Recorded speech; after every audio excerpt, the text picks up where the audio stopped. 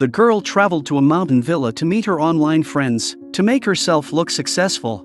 She claimed that she was a manga artist, but in reality, she was nothing more than a hostess working at a bar. Not long after checking in, she was found mysteriously dead. Even more bizarre, another woman's body appeared in the snow, and the truth behind it all was enough to send chills down anyone's spine. One day, while the teenage detective Hajime and Miyuki were skiing, they were caught in a sudden blizzard. Just as the two were on the verge of despair, the faint lights of a villa deep in the mountains appeared in the distance, becoming their only hope. Inside the villa were 7 young people. They had all met through an online mystery chat room, but none of them had ever met face to face. This gathering was their very first meeting in the real world. Interestingly, they still addressed each other only by their online usernames. Everyone deliberately hid their true identity and created a glamorous persona for themselves. Suju claimed to be the owner of $1 million company. Shido presented himself as an up-and-coming singer destined for fame. Patricia introduced herself as a moderately successful manga artist. Watson claimed to be a student at a prestigious medical school. Agasa said she was an outstanding high school student. There were also 2 members who still hadn't arrived, Ranpo and Spence. For every one of them,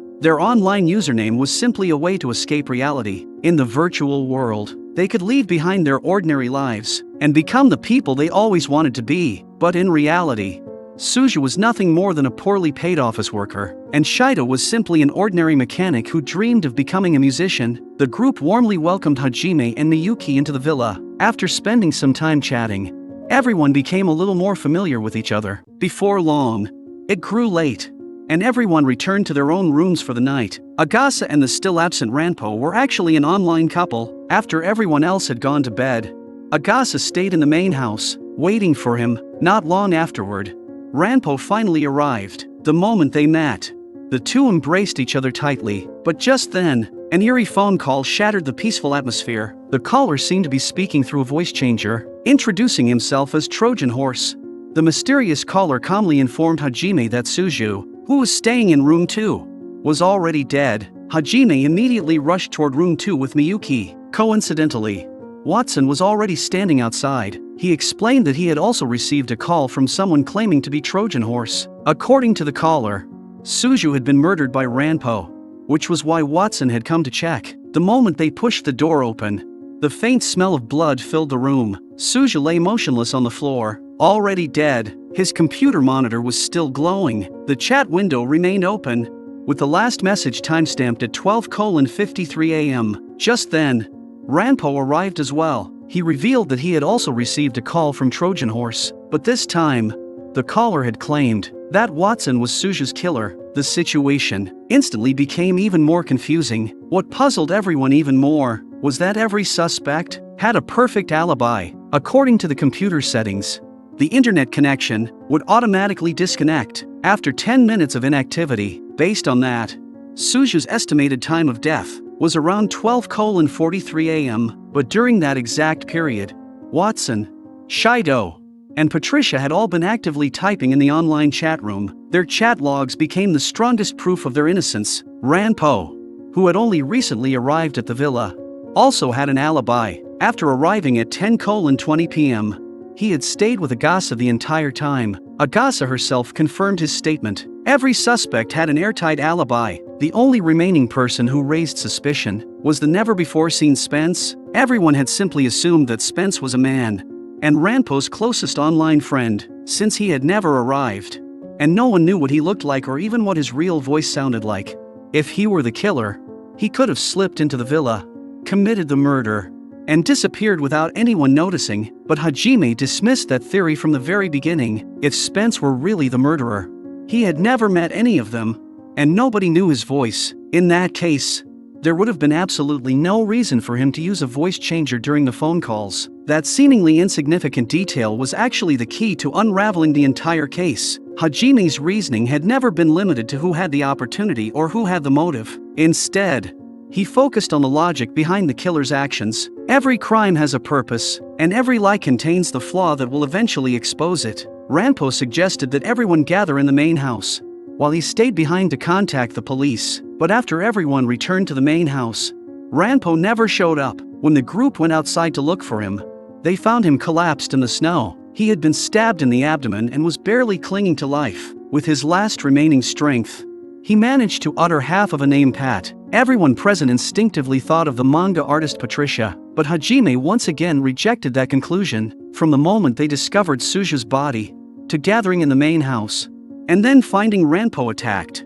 Less than 20 minutes had passed. Patricia, meanwhile, had been one of the first people to arrive at the main house. She simply didn't have enough time to commit the crime. At this point, more and more suspicious details began to surface. Why was everyone so desperate to hide their true identities? Why, even after multiple murders, did they still refuse to reveal their real names? While Hajime questioned Agasa about the specifications of her computer, she accidentally exposed a flaw: her familiarity with expensive computers, along with the overly luxurious ring on her finger, strongly suggested that she was anything but a high school girl. Hajime even began to suspect that she wasn't the real Agasa at all. His accusation infuriated her. Without another word, she turned around and walked away. The following morning, after 2 murders, the atmosphere among the group was filled with distrust. Shido declared that he had no intention of staying under the same roof as a murderer, and stormed off. Not long afterward, Watson also left on his own.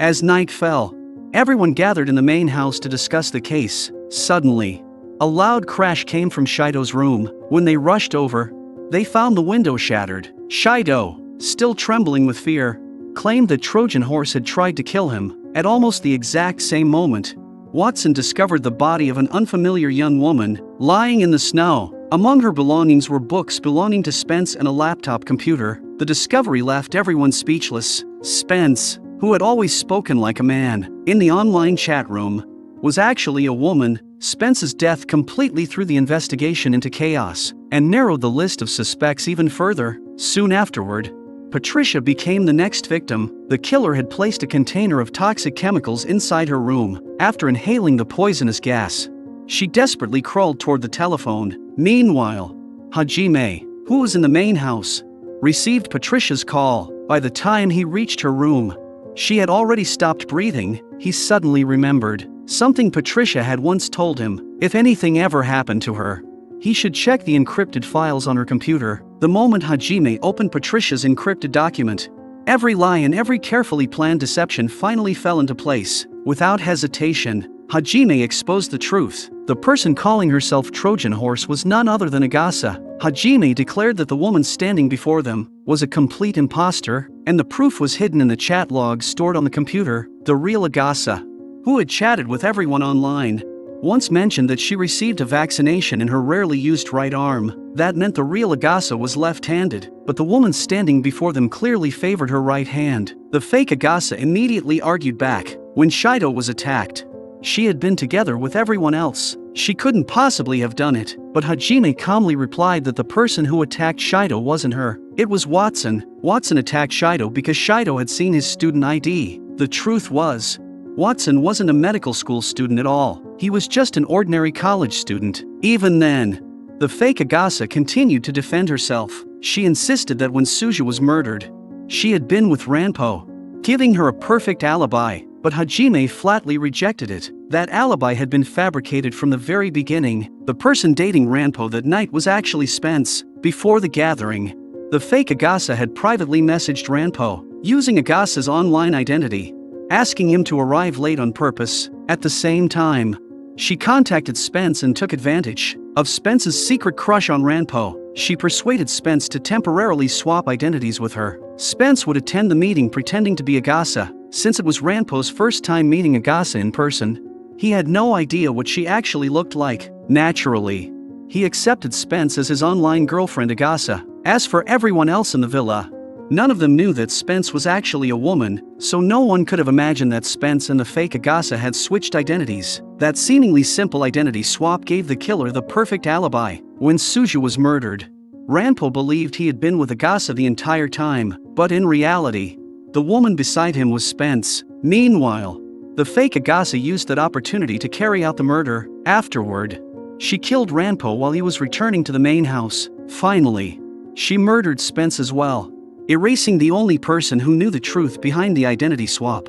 Ranpo had no idea that Spence was a woman. In his mind, there were only 2 women staying at the Villa, Agasa and Patricia, so with his dying breath, He mistakenly identified the killer as Patricia. The murder plan had been executed with incredible precision, but no matter how perfect a crime may seem, there is always a flaw. And in this case, that flaw was the red scarf around Ranpo's neck. The fake Agasa once claimed that Ranpo had arrived at the villa wearing a red scarf, but Hajime immediately realized that Ranpo was coming to meet the girl he had fallen in love with online. There was no way he would be wearing a scarf given to him by someone else, because that scarf had actually been knitted for Ranpo by Spence. Inside Spence's backpack, there was still a ball of red yarn left over from making the scarf. The fake Agasa could only have seen that scarf when she murdered Ranpo. Without thinking, she casually mentioned the detail, never realizing that those very words would become the fatal evidence she could never explain away. As Hajime carefully unraveled every piece of the truth, the fake Agasa could no longer keep up the act. She finally broke down and confessed to everything. The encrypted file on Patricia's computer contained the true motive behind the murders. 7 months earlier, the 7 members of the chat room had worked together to carry out what they believed was the perfect crime. Using what looked like nothing more than an innocent murder game, they ended up killing an entirely innocent man. That man was the fake Agasa's fiancé Akio. Akio had once been a teacher. Years ago, he had saved the woman who was now impersonating Agasa. Back then, she had been a troubled delinquent, smoking, drinking, getting into fights, and abandoned by everyone around her. Only Akio refused to give up on her. Again and again, he patiently guided her. Again and again, he encouraged her to change. Eventually, she found herself again and even made it into college. As time passed, the two gradually fell in love, but a single incident destroyed everything. Akio disciplined a student who unexpectedly suffered a cerebral hemorrhage and died. The media sensationalized the story, branding him forever as the teacher who beat a student to death. After losing his job, Akio's life completely fell apart. When the 7 members saw the news, they convinced themselves that he deserved it. Looking for excitement, and believing they were punishing an evil man, they designed what they considered the perfect murder inside their online chat room. Suju was responsible for choosing the location. The real Agasa called Akio, pretending to be suicidal, and lured him to the cafe where Ranpo worked part-time.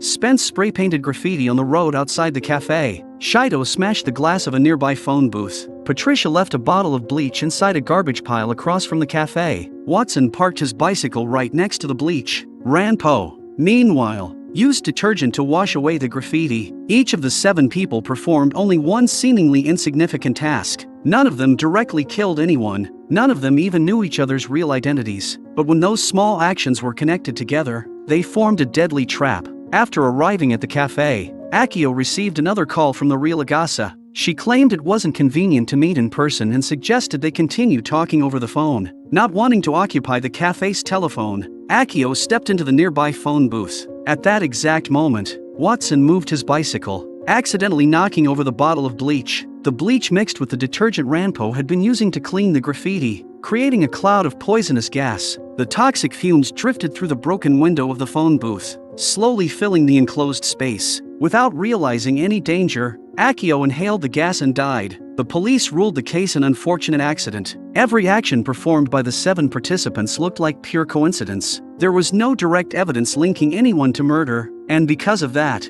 they escaped legal punishment. Even worse, they later boasted online about carrying out the perfect crime. What they never expected was that Akio's fiancée, while sorting through his belongings, would discover the real Agasa's phone number. She tracked Agasa down and eventually uncovered the entire truth. Grief and overwhelming rage consumed the woman whose life Akio had once saved. She fell into complete despair, and within her a relentless desire for revenge began to burn. She murdered the real Agasa, stole her identity, and infiltrated the offline gathering of the 7 conspirators. She intended to make every one of them pay for what they had done. With everything finally exposed, she pulled out the toxic chemical she had prepared in advance. She planned to die together with everyone else. She believed that only then would her revenge be complete, and only then could she reunite with her beloved fiancé and leave behind this cruel world forever. At the critical moment, Inspector Isamu arrived just in time and subdued her. At last, the cycle of revenge came to an end. As the fake Agasa was escorted away by the police,